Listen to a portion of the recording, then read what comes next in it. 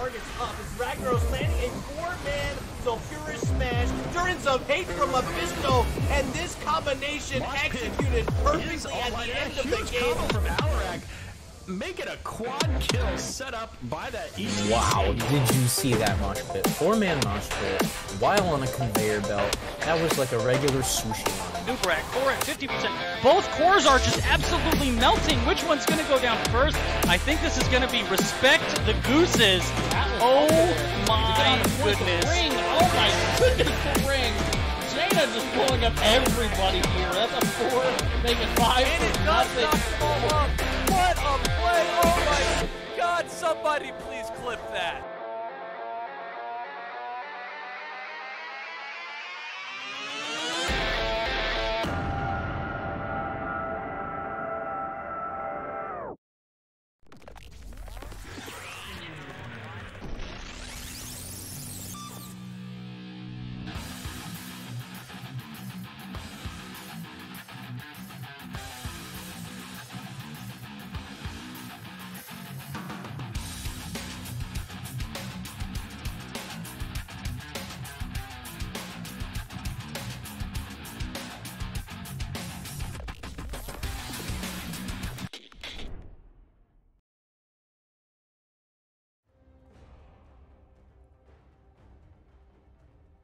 Hello everybody and welcome back to the Nexus Gaming Series. I'm your host Arrow, and tonight we're going to bring you a matchup between Division A West teams. It's going to be the fancy Flightless Fowl versus Forge the Winning Condition. Our teams are ready to go now. We started a little bit late, so I thought I would restart everything for you here. So let's just go ahead and zip right into the important parts, and then we'll get right into the draft here. So, our teams right now, 1 week in, both teams have played one match. FTWC got a 2-0 in theirs. Fancy Flightless Fowl got a 0-2'd. So they're looking for that 2-0 here tonight. Maybe even up the score. Checking out the maps that we had on the bans. The Fowl, they banned out Cursed Hollow and the Volskaya Foundry. Forge the Winning Condition. Instead, they banned out Battlefield of Eternity and Tomb of the Spider Queen.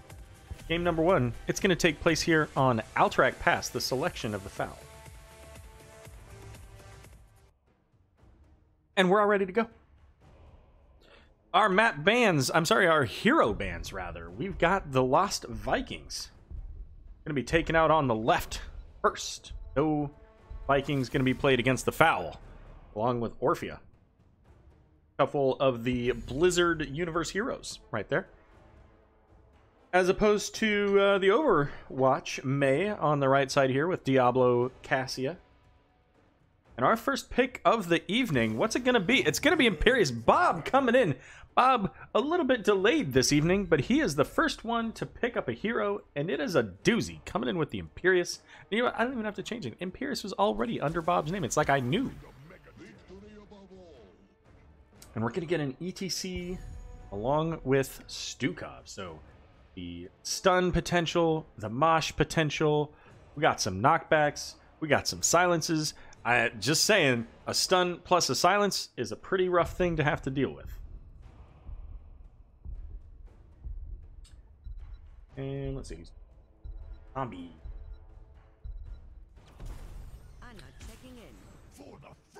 All right, we're going to get a Nubrak and Ana to come along with that Imperious. So a couple of heroes that can provide stuns.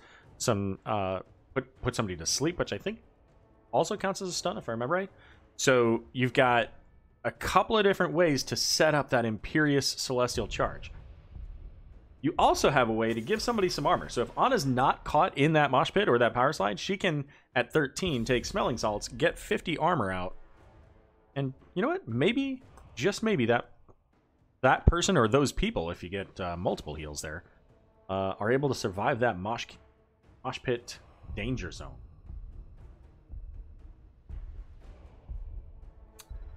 But it also means that you've got a lot of mosh counters. Every single player so far on the side of FTWC has a way to counter mosh.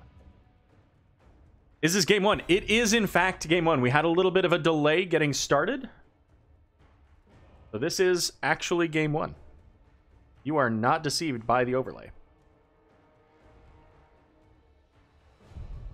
Greymane, the last one to be picked up, and you know what? I mean, Greymane's a good one to ban.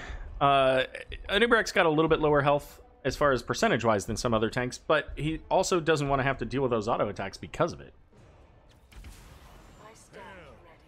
Let's see, what do we got? We got Alfie going into the Tychus, and we got Gingy Boy with the Vala. So really leaning into those auto attacks, going into that Anubarak. Not a big surprise on that. The other aspect of these heroes, though, into the Imperious, every single one of those heroes can stop an Imperious Celestial Charge, which is really important. That means that he can't get the cooldown reduction the same because if he can get booped off, then go, right? Tassadar and Kira gonna be the final pickup. Oh my goodness, guys, I'm not ready for this. All right, and there's the Malthael. So let's go ahead and get through and put all these people into their positions, shall we? Thanks. Appreciate your guys' moments for that. He's on top. Gingy, other Gingy.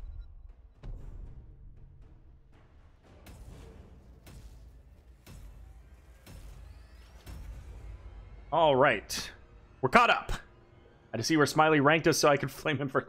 Fair enough, Himmy. Fair enough. Yeah, I'm looking forward to checking out and see. I don't think there's really any difference for my team. We haven't played yet. We play tomorrow. I can't imagine that there'll be any difference for that, but we'll have to check that out and see how other teams' performance might come into play.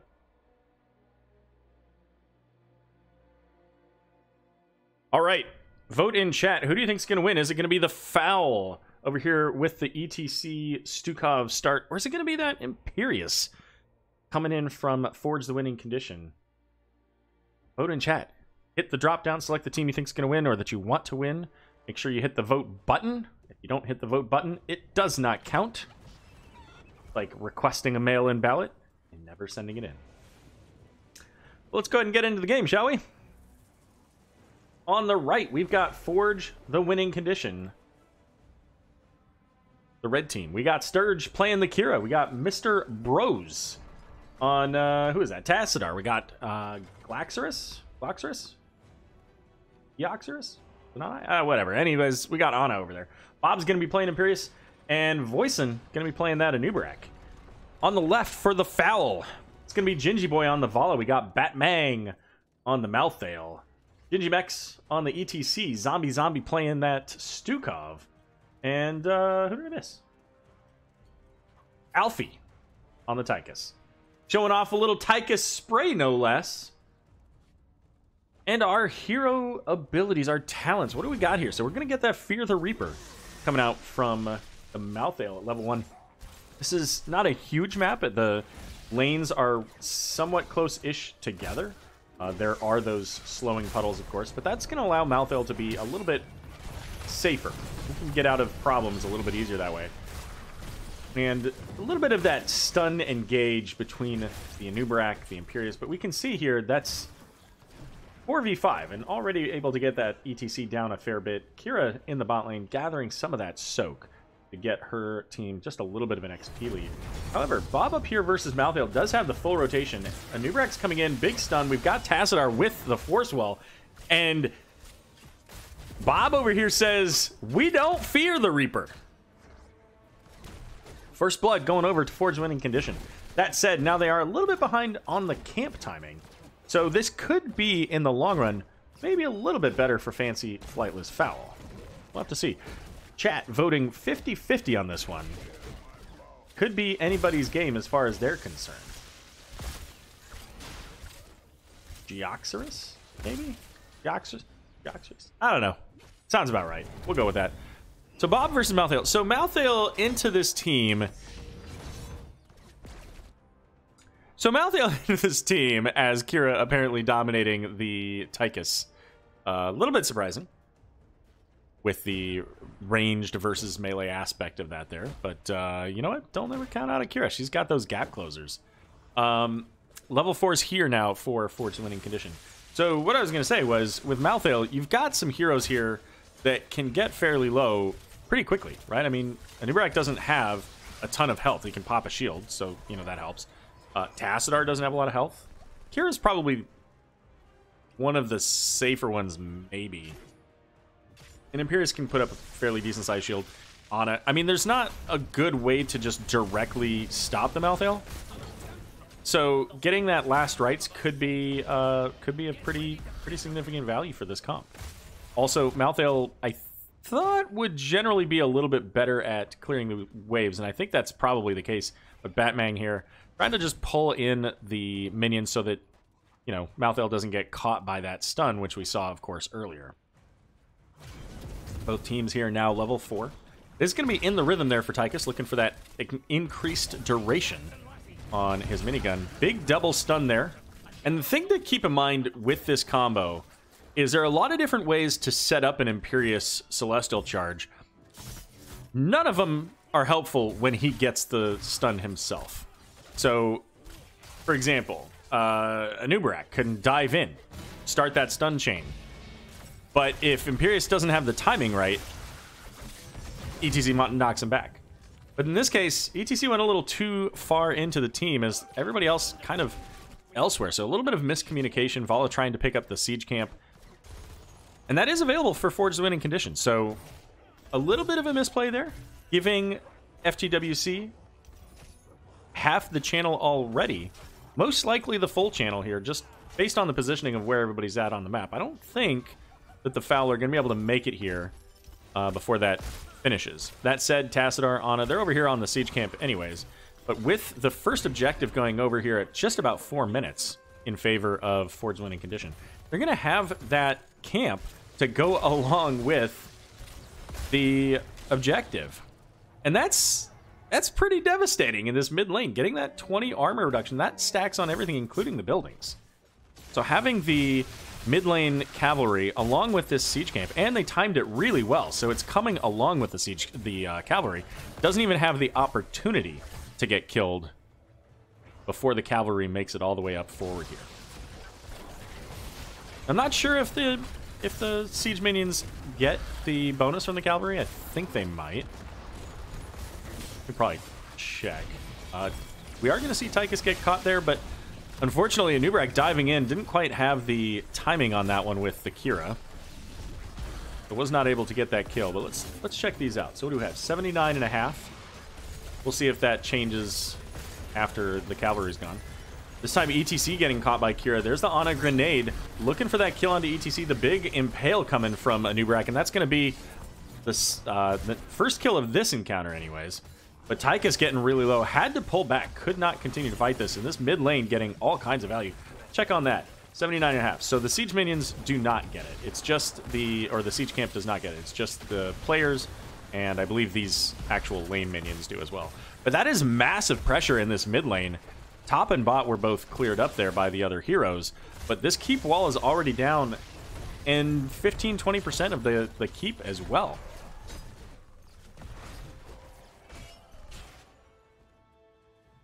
Bot lane, a little bit of damage because they were able to clear that up. A little bit of damage into the wall, and up here in the top, just cleaning up the main minions from Sturge. XP, not quite as far ahead as you might expect for FTWC, given the circumstances. But they're about to hit that level 10. There it is. So they do still have about 2/3 of a level ahead. And the real question here is, what are they going to do with it? How can they capitalize on this time? They're all spread out across the map, so that it's not easy for them to zip around and get one boss or the other. Malthael now going against Kira doesn't have a lot of defense here still in the top lane. And there's a level 10 now for Fowl, so just not quite able to capitalize on that level 10 advantage for the 30 seconds or so that FTWC had. But they are going to rotate up into top boss now. I feel like maybe this is a difficult play. Malthael looks like he's going to be able to scout this out. There's not a thing that Malthael can do about it, and everybody is down here. I guess it works out because they had to deal with that siege camp, and since everybody was showing, that made it real easy to make this call here from Forged winning condition. They're going to get that boss. That's going to be pressure in the top lane. Keep again in mind, towers are down, so this wall is completely open, and that boss is going to be heading to the fort, which leaves now Forged winning condition the opportunity to head down into the bot lane. They can either go for the boss or the objective. The objective gives them more value overall. They could even gather it and then send everybody to go get the boss, depending on how long the Fowl show up here up top. Looks like... Oh, okay, I was going to say, it looks like they might be rotating down to do exactly that. But it's not. Nubrak's going to get the lane soak. Vala's down here, so she's close enough that she can see all of this happening and maybe pick up that soak from the lane minions as well. ATC a little too ham, needs to remember he's beef. Coming from the Wolverine. Well, there goes Imperius getting the power slide, has the silence underneath him, getting knocked back into it. Bob getting really low, but not quite low enough for that last rights to connect. As the ETC now put into the cocoon, and a massive angelic armaments right into ETC. ETC gonna take a dirt nap. And this is gonna give now Forge winning condition here the opportunity to start, or restart rather, the channel. Tychus with that Odin does have some pretty decent armor, but not for long. The silence is gonna come back, but Alfie using the dash to go in, able to get the kill onto Tychus. I think that probably was about the best play Alfie could do there. I mean, they just didn't have enough health coming out of Odin. Turning around, getting that kill, at least gets them some benefit out of it. And now makes it an even defense, although level 13 here. However, ETC getting that slide once again onto the Imperius. So much damage between Malthael and Vala. And now it's Fancy Flightless Fowl who have the advantage getting started on the channel. They got to hold it for 40 seconds. Well, never mind. With the vision, Sleep Dart coming in, able to interrupt the Vala. So ETC does get onto the point. He's able to channel it long enough now. They still have 35 seconds to go. That means 30 seconds for Imperius to get from base across the map. It's going to take him about 15 to 20 seconds or so. So they're going to need to pretty much collapse as a group along with Imperius if they're going to fight this. Triple F's here coming in. They do stall out the minions at least to keep them from stalling out the point. Cocoon going out onto Stukov does have the dot damage, so he's coming out really quickly, and the flailing swipe is going to knock everybody back, but it's not enough to stop the channel. So having to reset. Vala a little bit, got pulled in or vaulted in, maybe? There's no pull. ET's, there you go. That's what I'm talking about. That Gladiator's Medallion stopping the Celestial Charge and saving the Beefcake. Without that medallion, ETC is 100% dead. But with the kill on Vala here, Forge winning condition, they're going to get back onto the control point. 3 seconds left, and they can dive over this wall. But here comes ETC. Power sliding in, has a big mosh pit. Is going to get interrupted by the Sleep Dart, but silence coming down as well. And that's 1 kill, soon to be 2. Make it a triple kill in a second? Maybe not. Maybe not. Anubrak makes it out. Leaves Ana right behind. Gingy Boy trying to get that counter kill. Did trade out ETC, and they lost the siege game. Somehow. I guess when ETC died. So that's half of that keep wall already down, and here comes the cavalry. Here comes the cavalry, right? As Tracer would say. But already top lane opened up thanks to that boss. Bottom lane falling here in just a moment. And now, Forge winning condition. So middle is still up. It doesn't have a ton of health. The Forge winning condition really opening up the map. They've got all of the forts down. They've got some damage onto the mid keep. And I think a little bit onto this. Yeah, just the tiniest amount, like 1 hit. And level 16 is coming up here soon for Forge winning condition. So they're going to have that talent advantage for probably about a minute at this point. Malthael's coming in. This is where it's going to happen right here. They took the early attack here. Nubrak diving in. Dodges the flailing swipe that went on to the rest of his team. Gingy Boy getting very low. Once again, Vala deep into the backline of the team. Gets surrounded. But ultimately, Kira's going to get taken out there as well. Malthael with that last rights. Dive coming in from Anubrak. ETC getting that power slide. Trying to keep Alfie alive. There's the Celestial Charge, but the silence is going to interrupt it. Can Gingimex make it out? This time was able to dodge the angelic armaments, but Mr. Bros there getting that Executor's Will. You see that because he's flashing. And as long as he keeps that at 100, that's maintained, but not now. Executor's Will gives additional cooldown reduction when you have your Resonance Beam stacked. It gives additional spell power. Yeah, spell power. And the cooldown reduction works for the ultimates, too. So bottom boss now going to go over to FTWC. As the siege camp here, going to be picked up by Fancy Flightless Fowl. And you know what, Ace, I was thinking the same thing. I was like, man, Kira into a team with all gladiator medallions is ballsy, but it's worked out.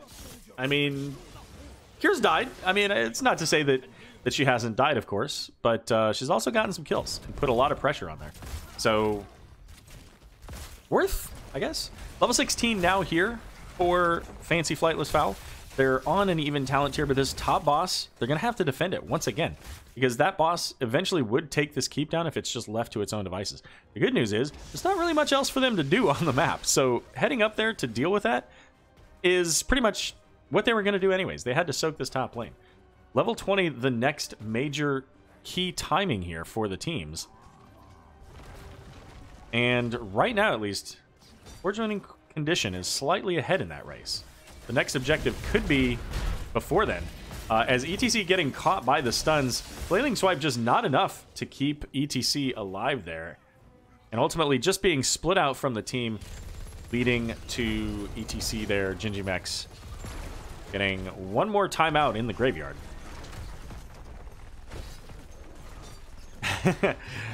Ace says, I've played 2 games of Kira all season. I don't blame you. I don't blame you. I don't even play Kira in Brawls. Because it's just too easy to dump Kira off where you don't want to be. Mid keep does go down thanks to the siege camp and the assistance of the FTWC team. So now they're really setting themselves up for a win condition here. They've got the objective channeling. There's only 18 seconds left on that. All of Fancy Flightless Fowl are up and available, so they can defend what's put out on the map. The question is, are they going to try to get any kills from what they have now? And I think they almost needed to.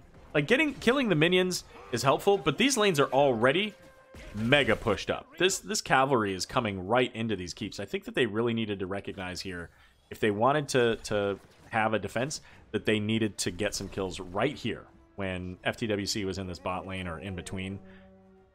Get a kill or two, makes the defense a little bit easier.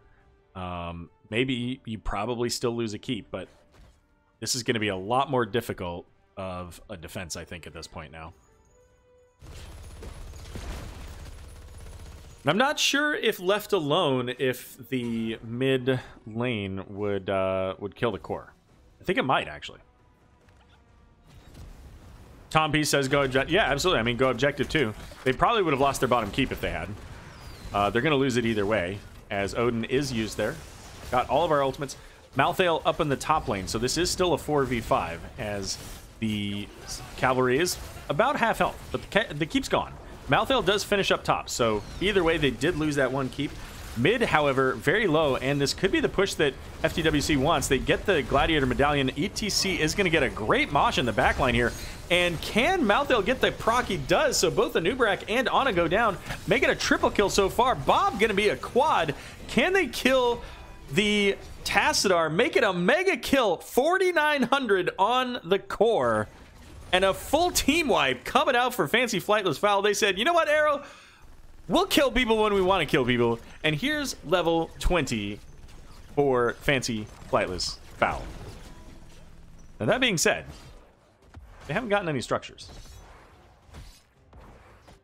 They haven't actually even really gotten any... They haven't even gotten any towers now. So, if you're Forge Winning Condition, that's not the worst thing in the world.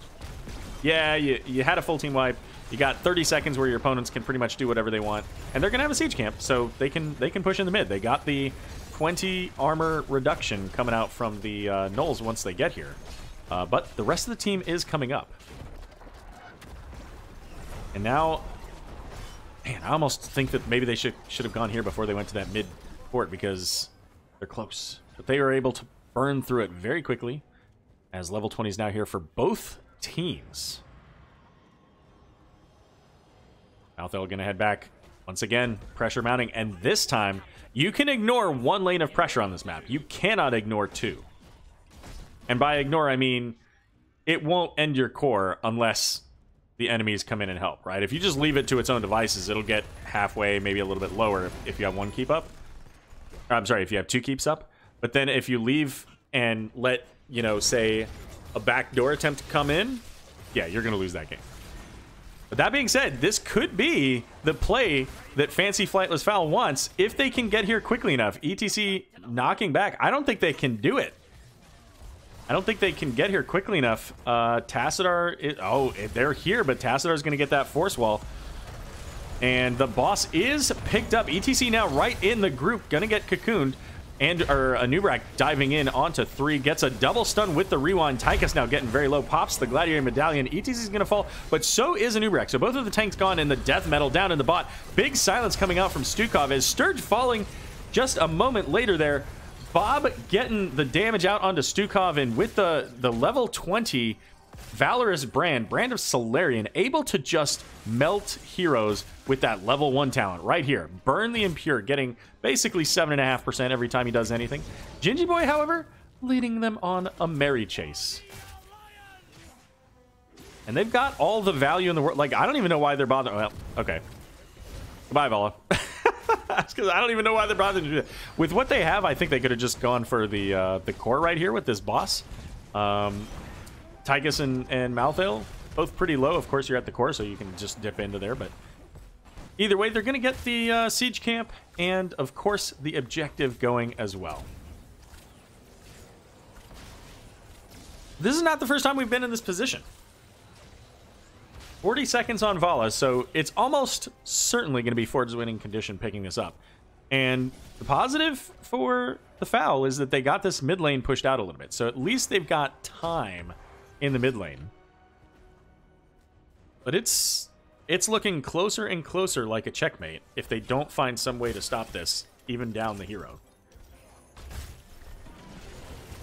There's ETC getting the power slide onto the Tassadar. But it's Imperius in the back here, falling very low, does get the stall out onto Stukov.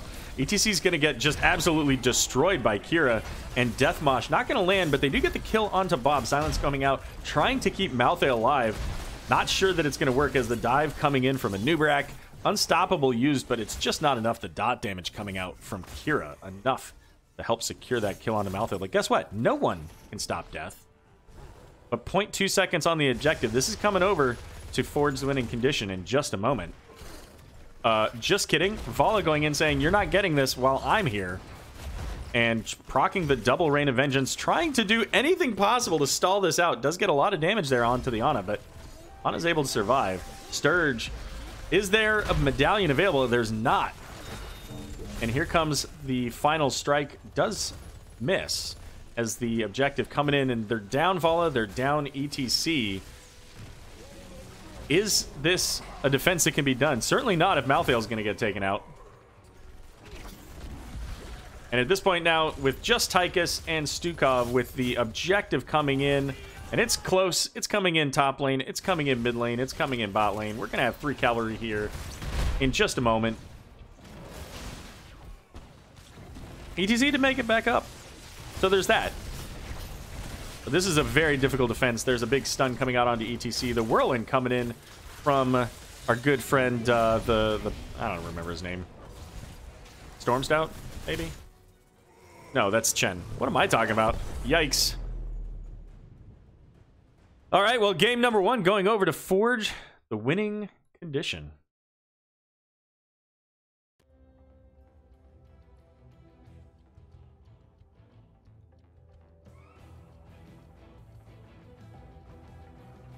The end of that game looked a little bit messier. Definitely you have Fancy Flightless Fowl doing really well on a couple of the defenses. And, you know, at a certain point, they just started saying, you know what, we have to throw bodies at this to try to stay in it.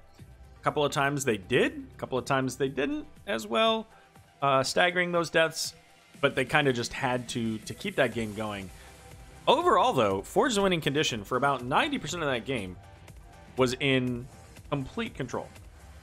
They had all the structures down. They were able to get all the bosses. They were pretty good on their timing of their own siege camp. They picked up a couple of the enemy objective siege camps. So really, this was a strong showing by Forge's winning condition.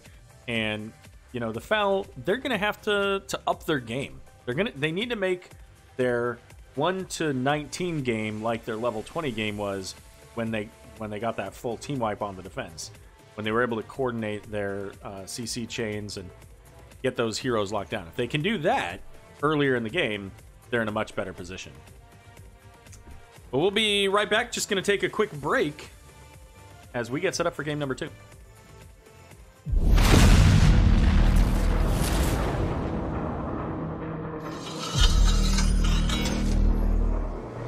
We have a realm to destroy. So shall it be.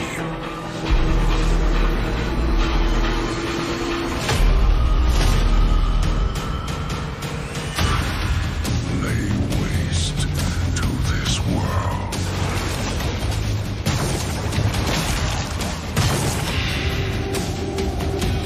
Strength in unity.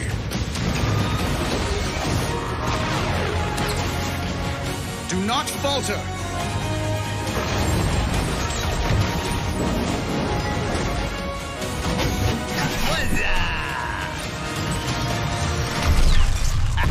Nice one! Cold as ice.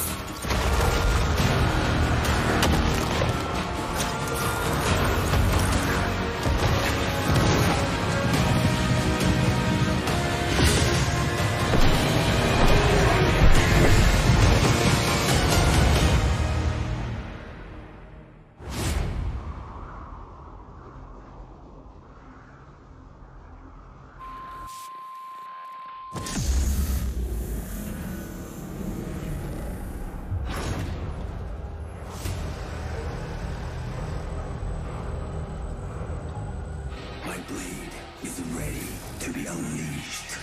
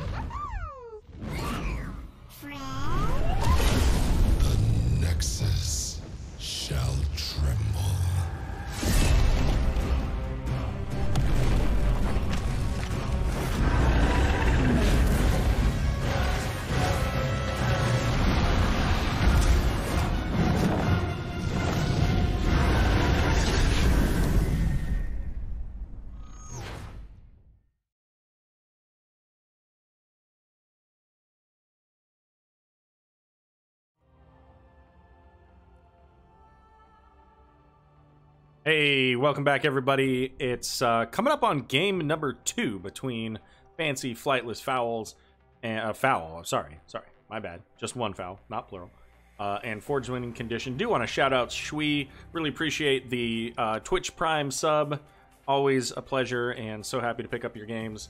Right now, we're in between game number 1 and 2 between the FFF and FTWC, a Division A West matchup. Got started a little bit late. Let them know I'm ready.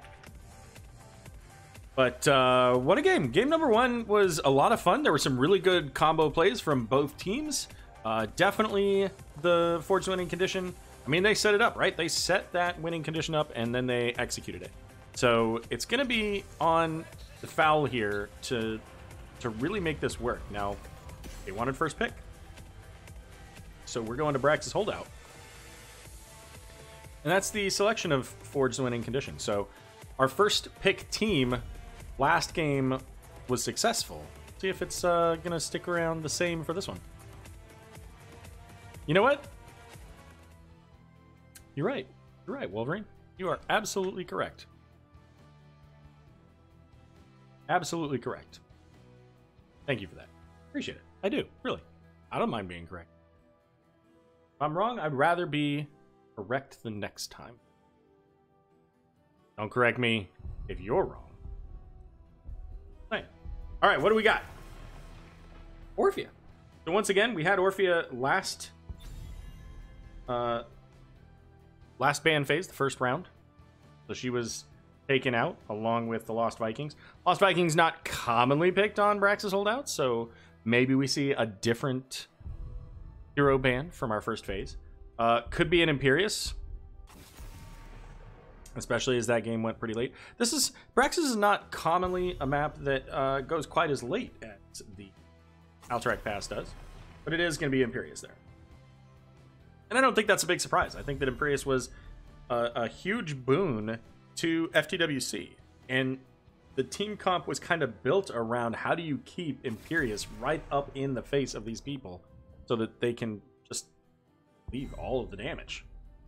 Rex are going to be the second ban here, so Cassia is left up, but it's going to be Ana the first pick, going over to Zombie. So a little bit of a different play style here. Switching from from Stukov, rather, to the Ana.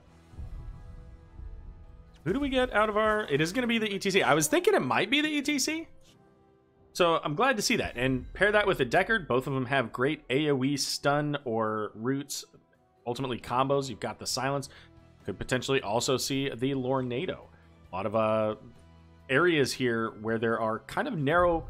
I don't want to go so far as to say passageways, but spaces where you can use a Lornado to great effect, right? Because there are those areas kind of over by the camps where there are their own little individual wall sections where down. So definitely some areas where you can do that aren't necessarily corridors. But we're going to get Johanna and Greymane. So Johanna has that Unstoppable. She's able to avoid either the Stay a While or the Lornado if, say, for example, they want to stand on a boss and make sure that they can cap that. And of course the Greymane. Greymane has that Curse Bullet to go into the ETC. See Cassia being banned out in the third round. So they don't want to give the opportunity for Cassia to come in the second half. They did ban her game number 1. Sorry. Found a suddenly dog under my feet. And there goes Tassadar. By the way, for those of you, if you haven't been hanging around here for a little bit, I'm going to be doing a replay cast after this. Once we're done with this, I will shut down the stream, reset it so that it's not on the delay, and do a replay cast between Lurk Patrol and Bronze 6. This took place a couple days ago, so there's lots of hots to watch tonight, guys. Li Ming, she was banned out last game. She was the third ban.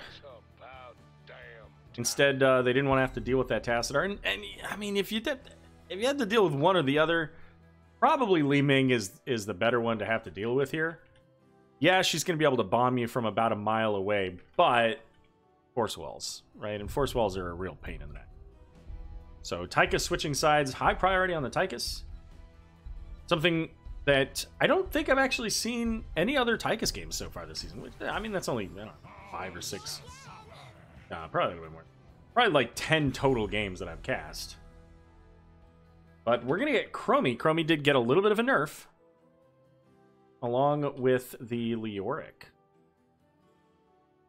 Sturge, the final pick. Sturge last game played the Kira. Had Bob in the off lane there. So Ragnaros going to come out here. And we'll see if there are any swaps, or if Bob is sticking on that damage and Sturge is now going in off lane. It's going to be Ragnaros versus Leoric. Leoric Johanna, so probably not going to be a Q build, I would think, from the Ragnaros. Real easy for, I shouldn't say really easy, easy-ish for Johanna to really mitigate that damage with blinds. So, we'll see. We will see. All right, let's put up our new poll, shall we? Dude, is it going to be the triple Fs, or is it going to be FTWC? Who do you think's going to win? Go ahead. You can vote in chat. I'm not going to stop. Nobody's going to stop you. Do what you want to do. You don't even have to register to vote in chat.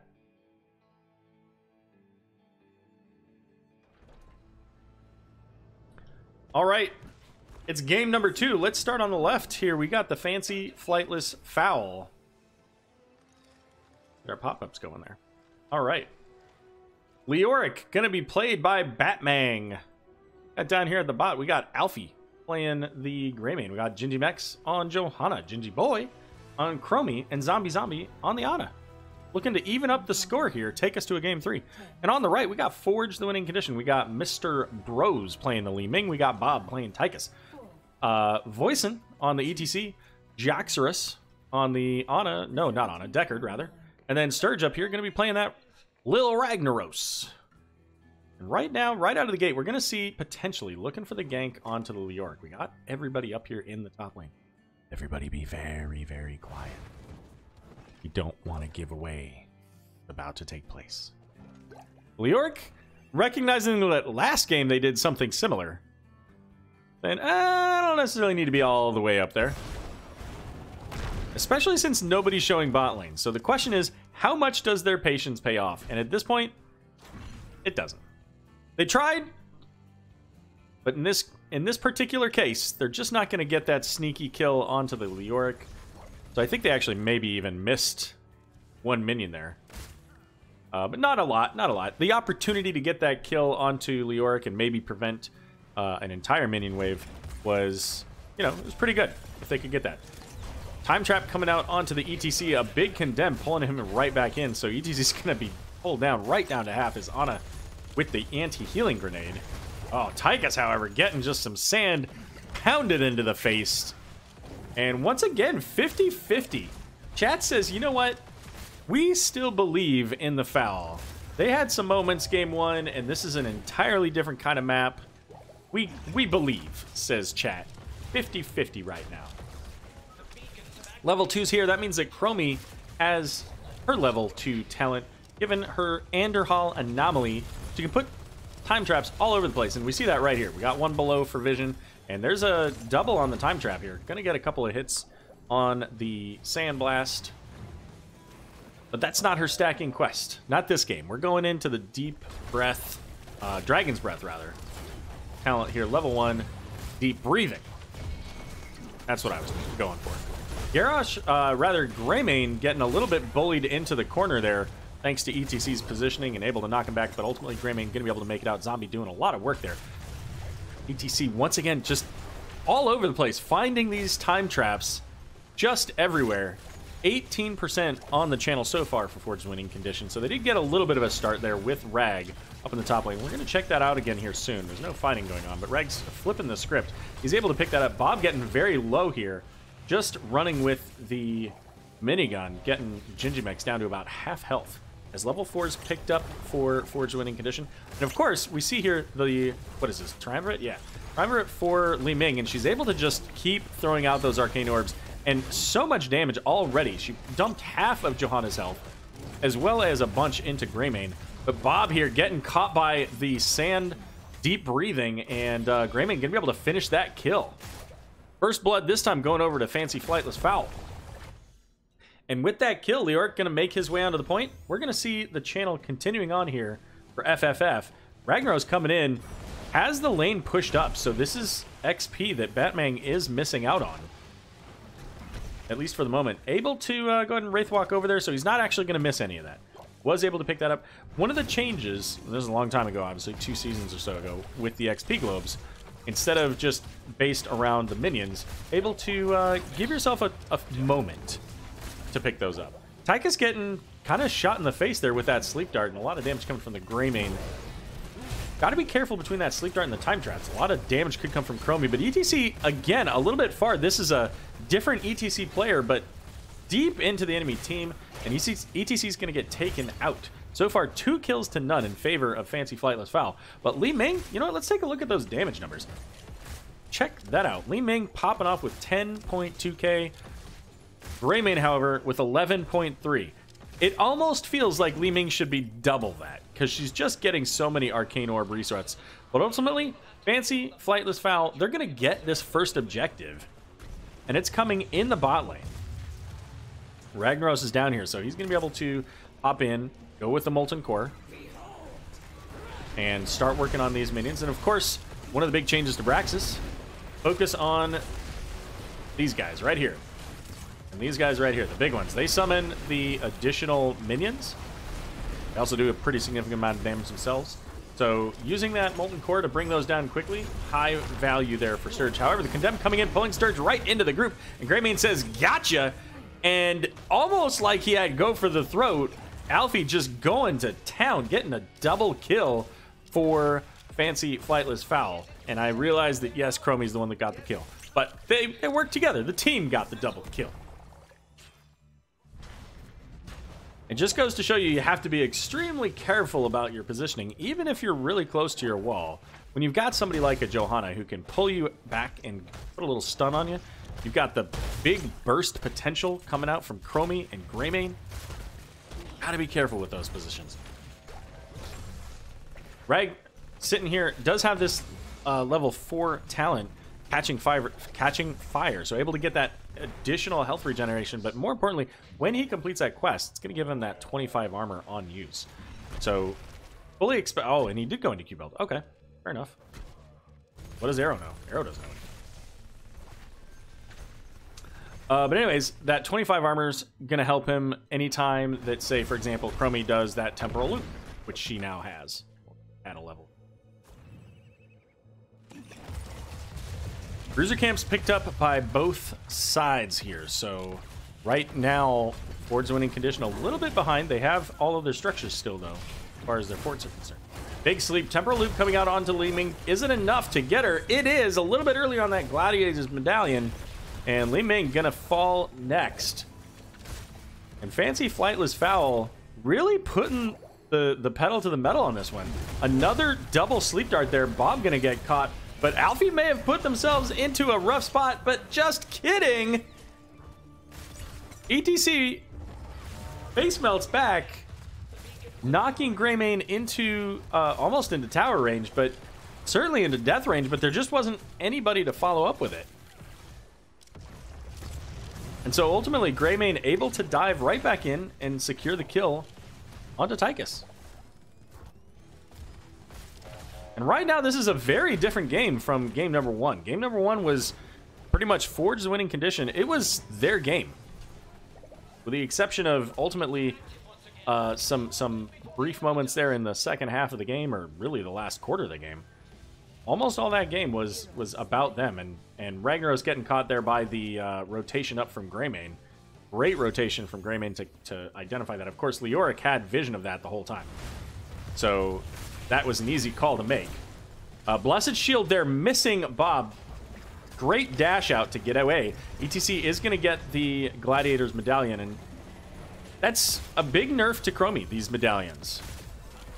Obviously, you only get to use them every 5 minutes, but there are 5 people on your team, so Chromie's got to kind of keep track of who has them. Otherwise, no cleanse on the side of Forge's winning condition, but Channel entirely going over here to Fancy Flightless Fowl. Sitting the 50% mark now. Ragnaros not really in a position to do anything about that either, so it's up to the main squad to try to find some way to get this channel stopped. And they're going to rotate up and see if they can't do it all top lane. Deckard a little bit caught in between. Can't really get in there. But is it enough? The channel will get complete. But Leoric taking a bunch of damage, and I don't know if you heard that. I don't know if the sound is loud enough for you to get these, but that's a Seeker at level 7 there for Li Ming. Not a common talent for Braxis because of the minions, the Zerg.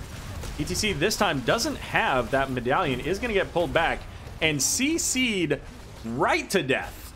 Nothing that ETC could do there, and there's no cleanse from Deckard. Tychus also going to get caught there, just run down. And we got Deckard here in a bit of danger. Could take maybe a cue for some little cocktail from Greymane, but Greymane had other plans. Maybe he was looking to head up to get Rag, but Rag ultimately losing that top fort. So the first fort of the game going down in the top lane in favor of Fancy Flightless Fowl. And they're pushing on. They want to get the second fort here as well. And Chromie, you see here, making use of her time trap. She had that Anderhall anomaly, so able to force the fort to focus on those traps to soak the shots. That's going to give them a double fort here on the second objective. Up a full level, but a lot of level 10 ultimates here available from both sides. Equal strength right up until that moment when 13 picked up here for Fancy Flightless Fowl. And they're looking to come in. They've got Ominous Wraith here from Leoric, so he's going to zip in, get all the damage down on the Tychus. Tychus already falling extremely low. Is going to come back in a moment, but never mind. Odin is going to pop that Unstoppable and keep the Tychus alive, but ETC getting very low. Is going to get pulled in by the Condemned. Bob looking to be the next one here. Gets a potion in there, but Leoric coming in with that Entomb. Unstoppable used by Rag, and they get the counter kill onto the Johanna, but Rag had nothing left. Getting that Q out there was the last thing that Rag could possibly do. Smashing in on Johanna, and a triple kill there, straight up for Greymane. And now working on Keep Wall.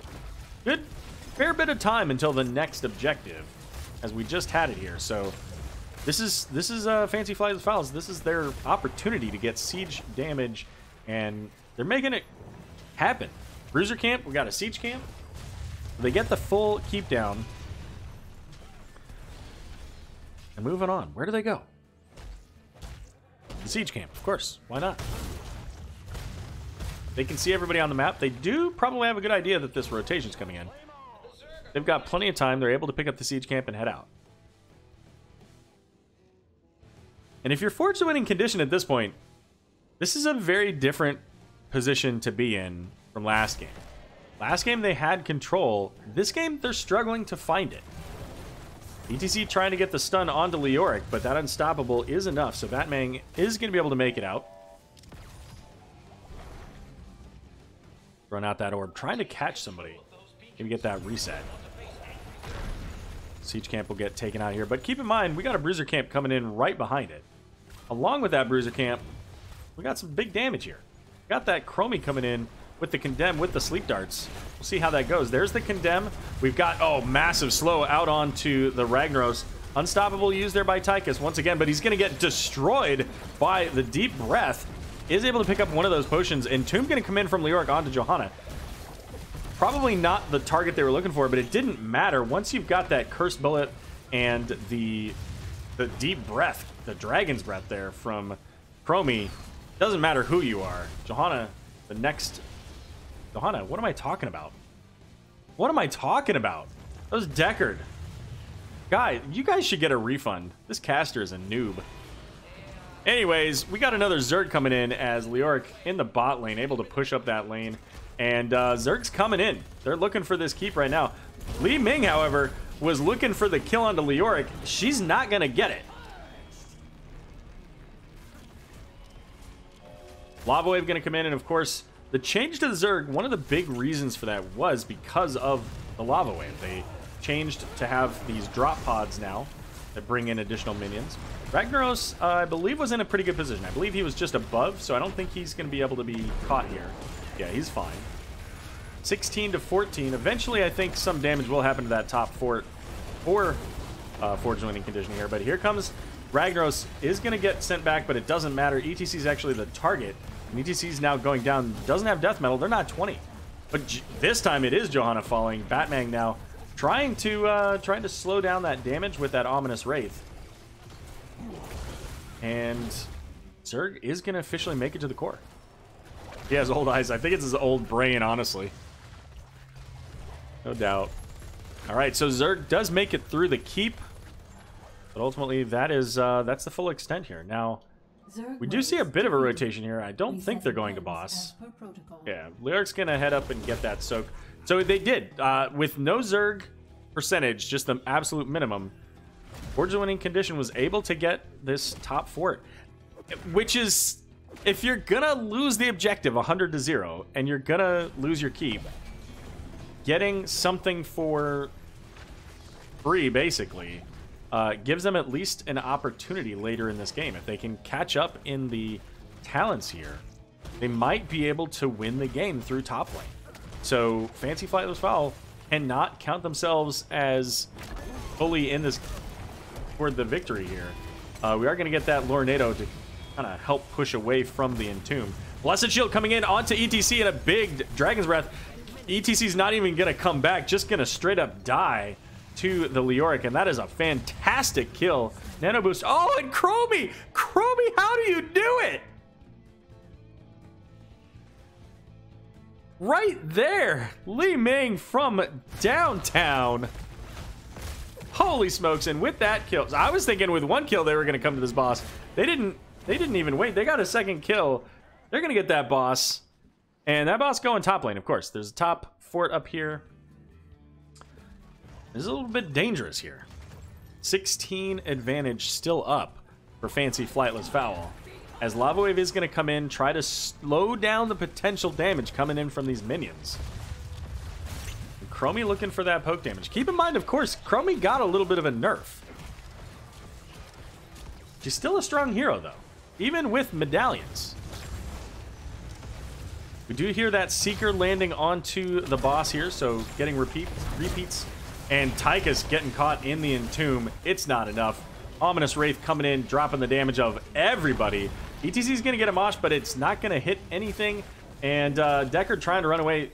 Leoric, a little bit too far in. Is going to end up falling there, but if you're going to have anybody fall, Leoric's the guy you want. Ultimately, the keep will fall. So a 1 for 2. Very much in favor of Fancy Flightless Fowl as they get their additional level. They get the boss. They get the keep. And now they're heading to the objective.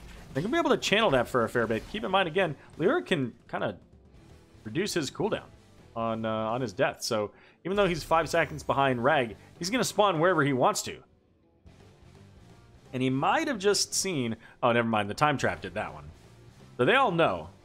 Fancy Flightless Fowl knows that Forge Winning Condition is looking. Just Chromie things, says Bet Wolverine. Indeed.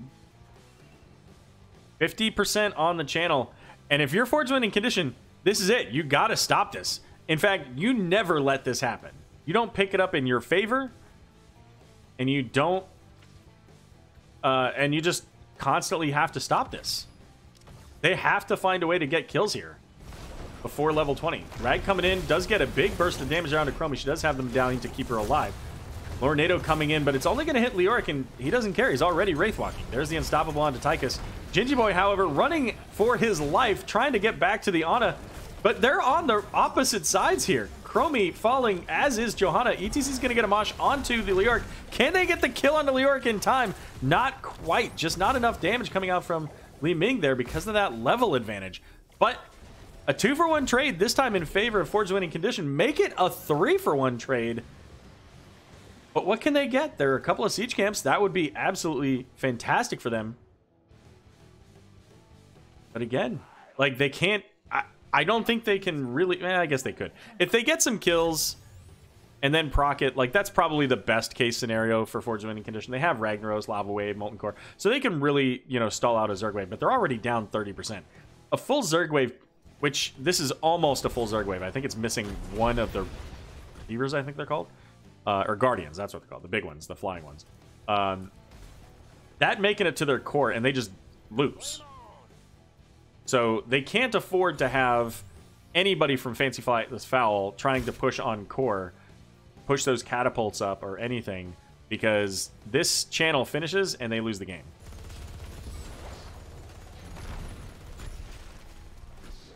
And right now they're just trying to catch up to 20.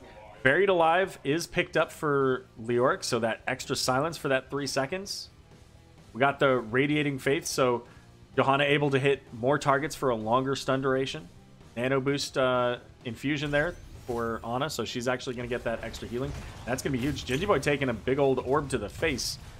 Going to get healed right up by Chromie, though. New York looking maybe for this Entomb, is sitting on the Deckard, has that spectral hand.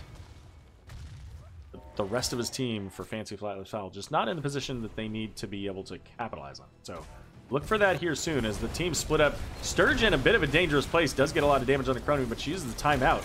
And now it's going to be, there's the Entomb onto both Sturge and Deckard. Sturge already down, ETC getting the mosh, and this time Mr. Bros coming in with that damage, getting the kill onto Ana. Johanna falling next here, and Greymane may fall soon. Just barely getting the resets coming from Li Ming. Able to get a quad kill, trading out only the Ragnaros, and now the boss is in play. But they're going to start I don't know. That's a long time. 40 seconds is a lot of time. But there's a lot of percentage to still go, so maybe it's about right. But boss is going to get pulled here. We got Deckard, we got Tychus. Level 20s from both sides, and this is exactly what Ford's winning condition needed. They needed to catch up. They've got the double lava wave so they can keep the pressure out of both lanes, even though they don't have any core, whatever. Perfect gems coming in from Deckard, so rubies all the time. And Deckard basically just became what he was pre-nerf not all that long ago. And Fancy Flightless Fowl, they're looking to do what Forge's winning condition did last game. Forge had the game 90% of the game, lost a little bit in the end, ultimately picked it up. That's what the Fowl are looking to do right here. They're looking to find basically their key to victory here. They can't just leave the boss to push because, of course, this Zerg wave would cause problems. If it was boss and Zerg, they'd probably lose that game. I don't think they maintain the rush. That said, again, catapults on core, 58%. I mean, honestly, I think if I'm Fancy Flightless Fowl, I just let Forge's winning condition get that. And I think that's what I think that's exactly what Forge is realizing is hey, we don't want that Zerg coming into our core when we have no shielding. So they pull back, they get their siege camp instead. And this is where it's going to be a tight game. Fancy still has kind of the advantage overall as they are slowly making their way toward that 100% here. We're going to see a little bit of a dance as Forge winning condition in the bot lane. I think Forge needs to find themselves exactly this, a bush party. But they don't want to get caught by the Leoric because a suddenly entomb with that 3-second silence and it's game over either way. Top lane has pressure now though, so it's going to be up to probably Rag to deal with that. Does have a lava wave available, so can provide for at least that counter pressure. And that's going to force now Forge to come up into the top. Yeah, we see him rotating up here as Leoric making his way to the bot game. So most likely we're going to see a little bit of this back and forth until one team maybe picks up the objective. But this is now the opportunity for Fancy Flightless Fowl. They see Rag back here. This is where they need to find the fight that ends the game. Forge is doing their best to not let them have that. Leoric's going to come in, rotating from behind. Looking for that Entomb. ETC's going to get a mosh onto 2. Chromie getting just destroyed. Just in time, gets that timeout. Is it enough? Entomb going out onto, I believe that's Li Ming. It is. And the damage reduction coming out as well. So Leoric really saving the day there, keeping Li Ming occupied so that the rest of the team did not get hit by those big bombs or the Fireflies at level 16 from that Seeker 7. And Glass Cannon on Li Ming means that, oh my goodness, means that Chromie's dead the moment she gets caught out of position here. Ragnaros with the lava wave going top is going to pop the Molten Core here. Can they get a stun on anybody? No, they're too far away. Bob going hard, has minigun going, is trying to see if they can't get the kill onto Leoric, but not quite. Fire coming in the bot lane. Never mind. Ragnaros is going to get the kill onto Leo, and now Ford's winning condition in a great place. And I mentioned they don't really want to have the Zerg going, but Rag is saying, hey, let's find... Oh no, he's not. What is Rag doing? I'm confused at what Rag's doing. There's no reason for Rag to be up here if he's not going to that point. Which I don't think he should get it. I'm just confused as to what he's actually doing there. All right, cool. I mean, it's not like he was protecting it. Leoric is now up. Chromie will be up soon. So the map opening up for Forge the winning condition. They now have a Zerg heading in the bot lane. It's not favorable for them because their core is completely exposed. And now the boss just came up.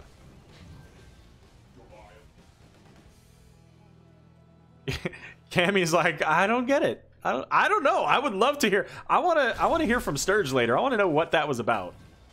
I'm sure there was probably a moment. I think Sturge was probably like, all right, let's go get this and we can win the game. And then realized 58% core. I think that's what happened. And I think that the killing of the walls was basically just, hey, let's get rid of vision and JK guys, I'm not actually doing this. Boss is pulled. It's sitting at half health and everybody's nearby. Johanna is the only one with a full unstoppable. And this is it, I think, right here. Whoever wins this wins the game, most likely. Leoric trying to stop the damage potential coming from Forge. Is going to get the Entomb out onto Deckard, but it's Leoric just getting deleted from the game. Boss is paused as Johanna gets pulled off just a little bit. Sturge getting low. ETC's going to fall as well. And Johanna's going to get pulled off thanks to that Lornado. So 2 for 1 so far, and the chase is on, looking to try to get the Chromie, but never mind, they get the Greymane instead. By the way, Boss did go over to the red team, and there's a camp heading in the bot lane. Lava Wave coming in the top, and with the Zerg coming in this bot lane, I think Forge is okay now. With the lanes pushed up as far as they are, the Zerg aren't going to be able to make it to the core that quickly. But can Gingy Boy and Zombie get a kill or two here? Because if they can, maybe it works. They don't have Rag. Rag's defending. He kind of has to.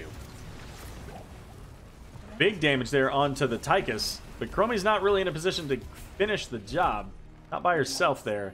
Leoric is going to fall down below to the Zerg, trying to stall things out and just provide as much time as possible. But Li Ming chasing down the Chromie as the core falling quickly. And that's gonna be GG. Forge the winning condition, sticking it out, making it happen. What a game.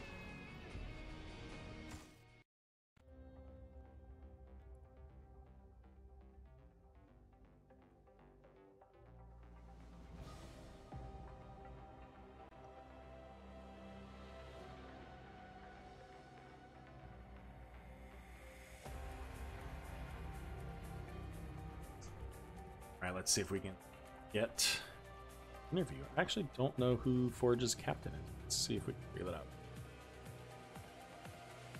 out.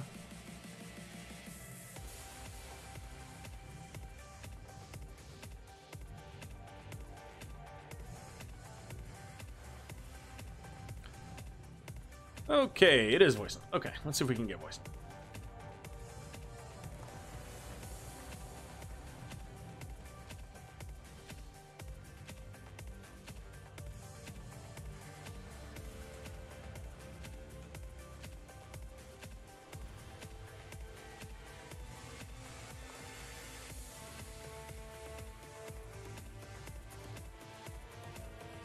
A Forge to come back for sure. Indeed, Ace, indeed.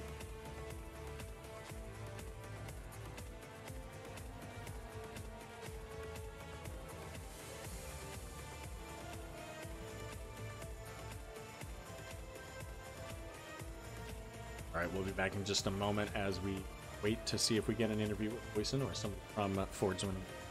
Hey! There we go. Hey, welcome. So we are going to be joined by Voisin. Is that how you say it? Yeah, it's neighbor, but in French. But say Voisin, it sounds nice too. All right, well, fair enough. Fair enough. Welcome, congratulations on your victory. I gotta ask you, that was a great second game. So how's your team, like, on a scale of 1 to 10, how high is your team right now? 1 is really like 1 out of 10, and the rest is 10 out of 10. I don't know why. Who's the one? Too much. He smokes too much weed, I think. I don't know. It's Sturge. I knew it was Sturge. I Yeah. knew it was Sturge. Yeah. So, well, it was a relaxed game. What? That's hilarious. All Yeah, right, well let's talk about these games, because this was an exciting set. The game number one, you guys were pretty dominantly in control for about 90% of the game, and then you went for the core and had a full team wipe. What happened there, and like, was there anything that you guys said, you as the captain or the team said, to kind of keep your head in the game?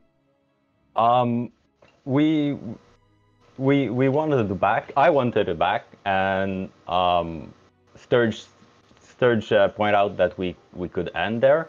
So I went back, and we got 3-man mosh.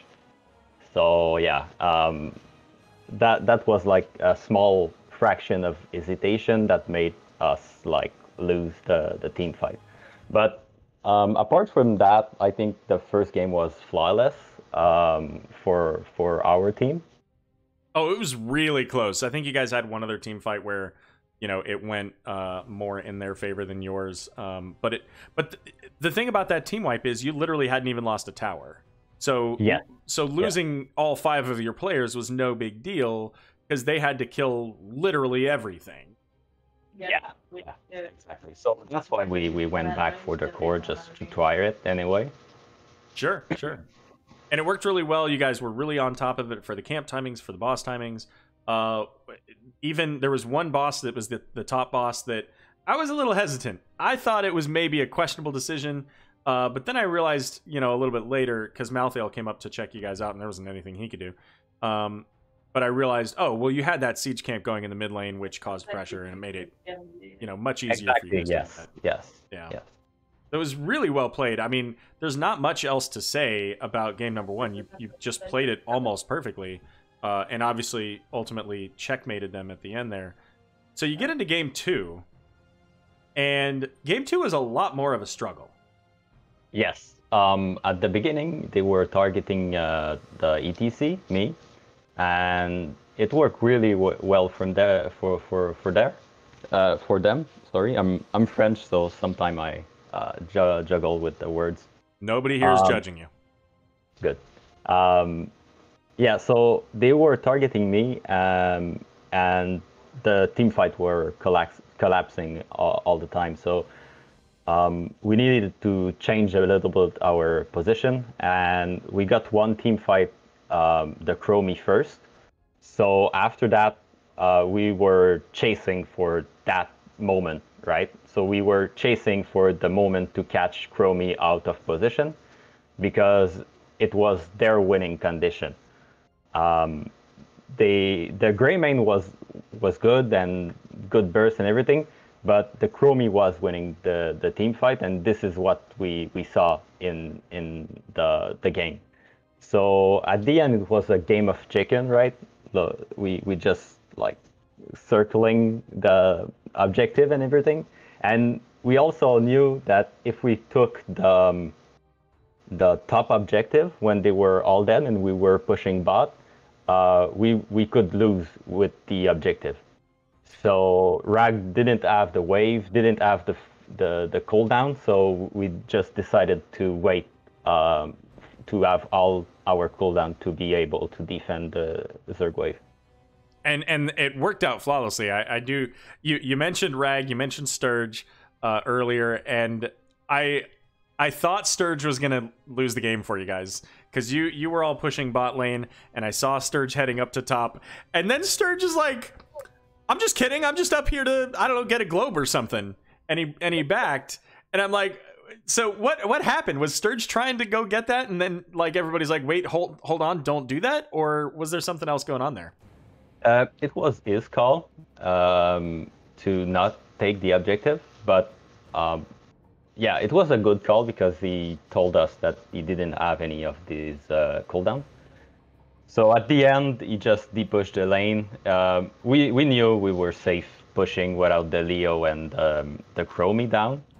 So yeah, we didn't have any pressure there. I still got my attack speed slow, the AoE that slowed the attack speed, so Greymane was not a threat for our team. So that's why we decided to split, and yeah, exactly. I mean, it worked out. You get to the end of that game, a game where you were down, I believe, all. No, I guess they had. I guess you did get the one fort, but before you lost your final keep. But ultimately, you were down all of your structures compared to them only having one down. You had some core damage. You were down to 58% at one point there, and then you get a boss play. You get the Zerg wave. You win the game. So, how do you go from like what is the dynamic about your team that allows you to go from backs against the wall, just about to lose the game, to ultimately, honestly, forging the winning condition and making it happen? So our team is really relaxed, and like no one flipped, no one like rage quit or anything like that. So we keep our head cold and keep focusing on the game and searching for what can cause the victory. So at the end, I think my team is really good at exactly that, waiting for the good moment and focusing on not being toxic and like, yeah. So this is, I think, the best part of my team is they are extremely calm and they are patient and everything. It's working great for us at the moment. Excellent. Well, the last question that I ask in my interviews is one of you to point out any particular moment in either game that you felt was a particularly highlight-worthy moment. Doesn't have to be something you did or even your team. It's just a particular moment that you thought was really worthy of being showcased. Anything that you want to point out? ETC Mosh in the first game was noticeable.